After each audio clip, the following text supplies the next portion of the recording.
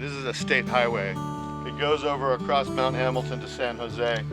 But in the maze of canyons and ridges of the Diablo Range, this is one of those ways to cross. And that's why it's Del Puerto. This is the door.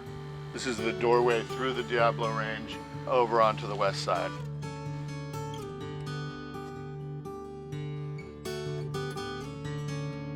It's early April 2023 and a big day for the Diablo Range Reveal team.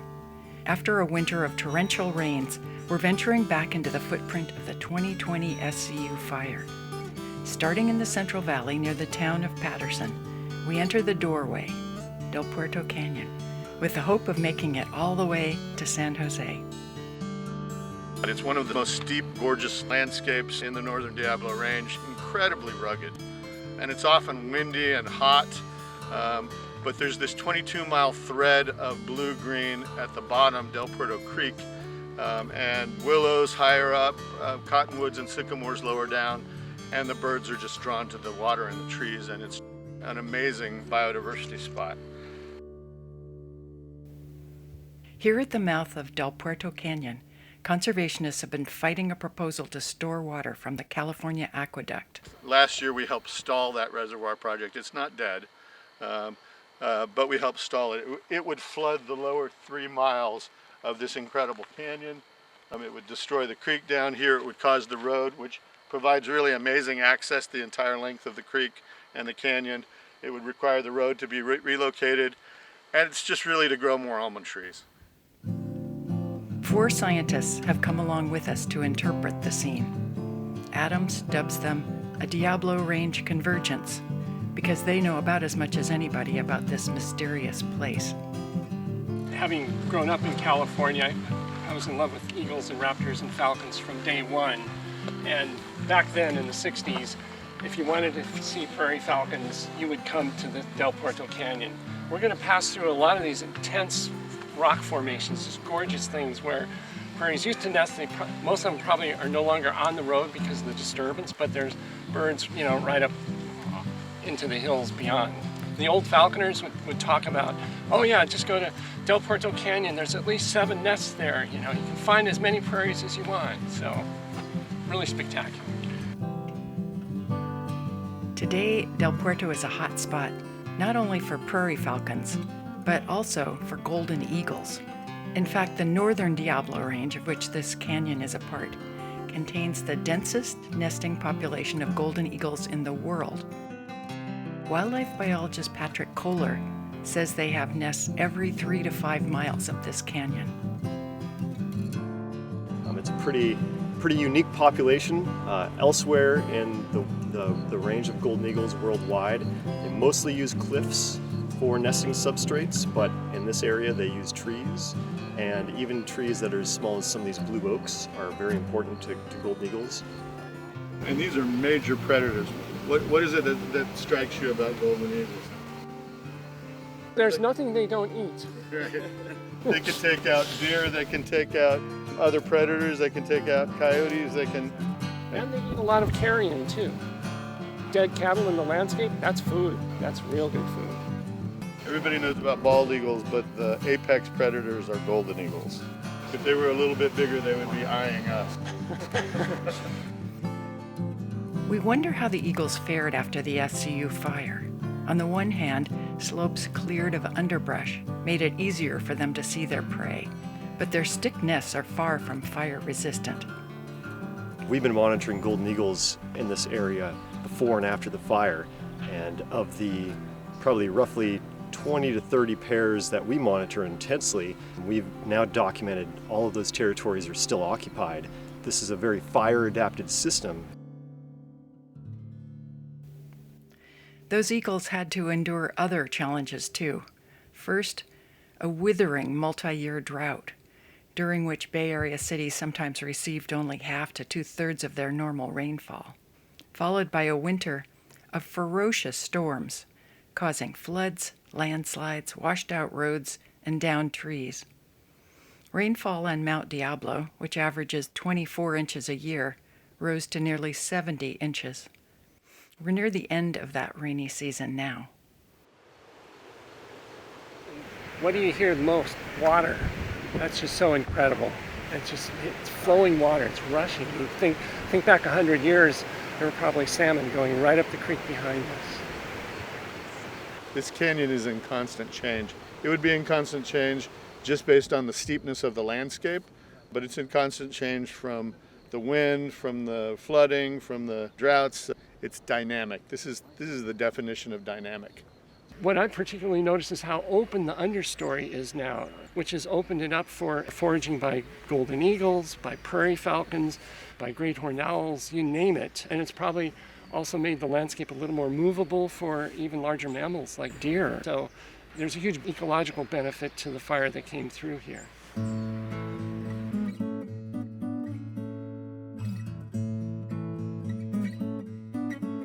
UC Berkeley entomologist Kip Will studied insects' response to the 2013 fire in Mount Diablo State Park. His studies yielded some fascinating basic information. 16 species of moths never before recorded in Contra Costa County, including the elegant sphinx moth with a wingspan of 4 inches. He's currently planning a new study farther south in the Diablo Range. When we first started talking about it, I said, so what do you think you'll get, 10,000 insects? He said, no, 12,000. And I said, and how many new to science? And he said, well, I wouldn't want to speculate, but at least a dozen. There's a really wonderful, rich, largely endemic insect fauna in the Diablo Range that is still rather poorly known, believe it or not. One of the things we do know is it has a lot of endemic plants, and a lot of insects are actually associated with particular plant groups, so that's one driver of diversity.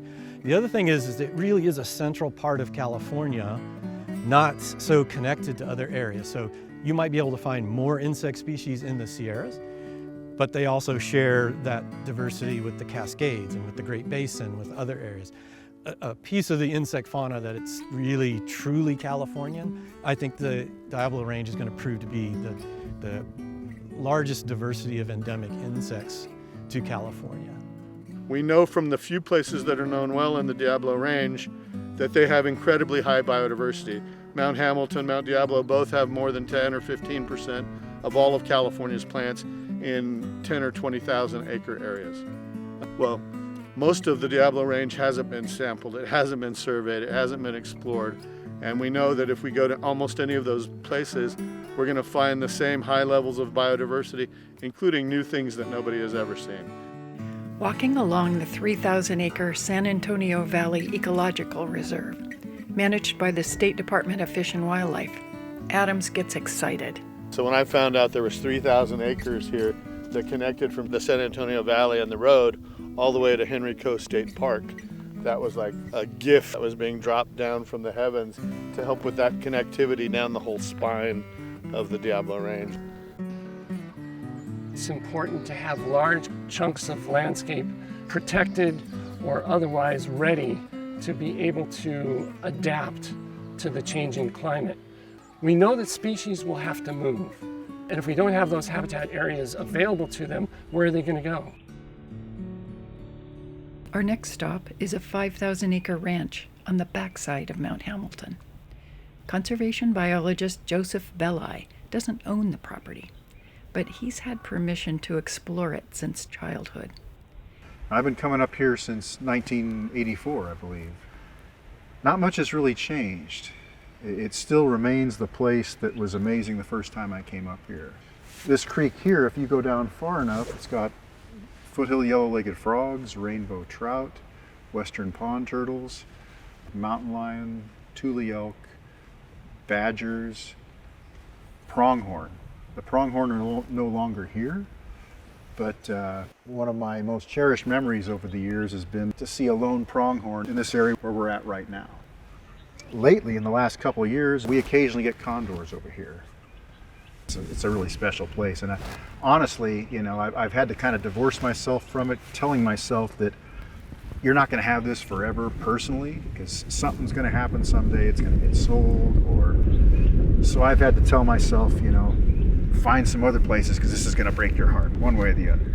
So Joseph's got that heartbreak of wondering whether the place he grew up loving will be lost and I'm just as optimistic that it will be saved. Yeah. So when I hear about a 5,000-acre ranch on the backside of Mount Hamilton, I think, well, that'll be a lot cheaper than on the west side of Mount Hamilton, and it'll be a lot cheaper than the properties around Mount Diablo, and it'll be a lot more cost efficient to protect these bigger ranches.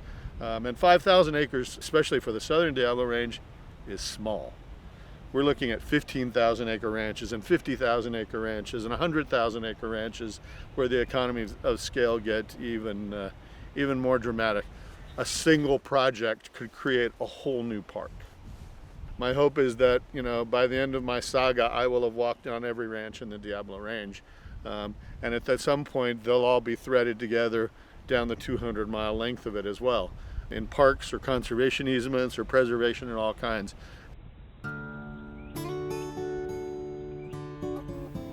Next, most of the group heads out on an easy walk to explore the ranch, but Patrick Kohler and Doug Bell opt to bushwhack up a steep ridge. Having seen 11 golden eagles already today, they hope to find out if there are any nests here. When the group reconvenes, Kohler and Bell are sopping wet and all smiles. Adams decides to have some fun with them. But what's our eagle count now? It was an awesome view, and the eagle count is not important. It's the ruling out. The eagle count has not changed, is what you're admitting. No, it's the ruling out of potential nest tree options. So I was able to get a good view of a few trees in different areas that definitely didn't have a nest. I was able to get a good view of this north-facing slope. I can't see anything obvious. So bottom line, there's still more to see. More eagles. Nope. But he got more information. Could you not have just asked Joseph Belli where the nests are? Maybe I should have done that. I think I did ask him. Next time. It's getting late, and weather on Mount Hamilton is deteriorating. So our Diablo Range convergence disperses, heading home in separate vehicles. We'll come back on a day when the views are grand and spring is in full bloom.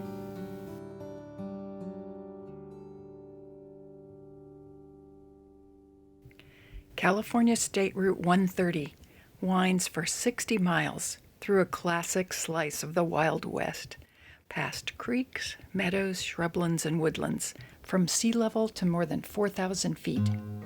The route follows Del Puerto Canyon Road near Patterson, then San Antonio Valley Road, and finally Mount Hamilton Road, up and down its namesake peak, ending in San Jose. The tour can take 3 to 5 hours, and is notoriously short on services, so be prepared with food and water. Hikes are possible in Del Puerto Canyon, either at Meniere Day Use Area or Frank Rains Regional Park, which is a good place for a picnic and a bathroom break. The scenery grows spacious in the San Antonio Valley, which can be a hot spot for wildflowers in the spring. On top of Mount Hamilton, the University of California's Lick Observatory is well worth a stop. You can picnic and use the restrooms there, look at exhibits, or on certain days and nights, enjoy a tour. Another way to get to either Del Puerto Canyon or Mount Hamilton is to drive up Mines Road from Livermore. Whether you choose to venture in that way or from Patterson or San Jose, by the end of the day, you'll have a better understanding of one of the most biodiverse mountain ranges in the state. Last year we came out here and we counted 140 species of flowering plants in like a 3-hour run through. This place is really cool. It has a mystical feeling to it when you really get into these hills and you start looking around and look at that, we found this here. Oh wow, this whole hillside has these rare Mariposa lilies I haven't seen, or wow, a roadrunner just cruised by, there goes a golden eagle. It's like there's so much going on. It's like I can't process. And you go home and you pass out. And that's awesome. It's like, how many places do you get that so close to the Bay Area?